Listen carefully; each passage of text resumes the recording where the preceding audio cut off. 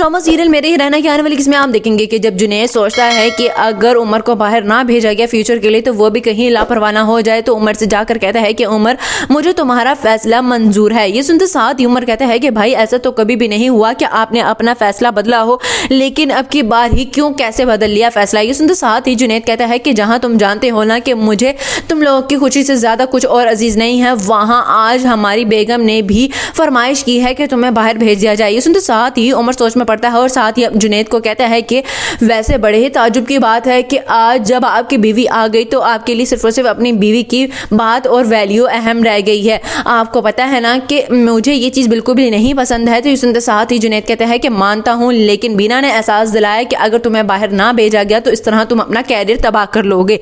दूसरे सीन में आप देखेंगे कि अनु असद के पास जाती है और असद से कहती है कि असद मुझे लगता है कि शायद जुनैद भाई बदलते जा रहे हैं। ये सुनते साथ ही असद कहता है कि कैसे बदलते जा रहे हैं, तुम्हारे साथ तो बिल्कुल ठीक है, देखो तुम्हारी शादी पे घर देने को तैयार हैं वो। तो सुनते साथ ही अनु कहती है कि हाँ बेशक चाहे घर देने को तैयार हैं, ये भी हो सकता है कि वो अपने सर से मेरा बोझ उतारना चाहते हैं और तुम्हें देख लो किस तरह जलील कर देते हैं। ये सुनते साथ ही असद कहते हैं कि ऐसा हरगिज नहीं है, वो बड़े हैं वो इसलिए कह रहे हैं। तो ये सुनते साथ ही अनु कहती है कि ये सिर्फ और सिर्फ तुम्हारी भूल है, लेकिन अगर कुछ हो रहा है तो सिर्फ और सिर्फ रूही की वजह से हो रहा है। ये सुनते साथ ही असद कहते हैं कि रूही की वजह से कैसे हो रहा है। ये सुनते साथ ही अनु कहती है कि वही तो लेके आई है बीना को इस घर में और बीना ने ही तो बदल दिया है हमारे भाई को।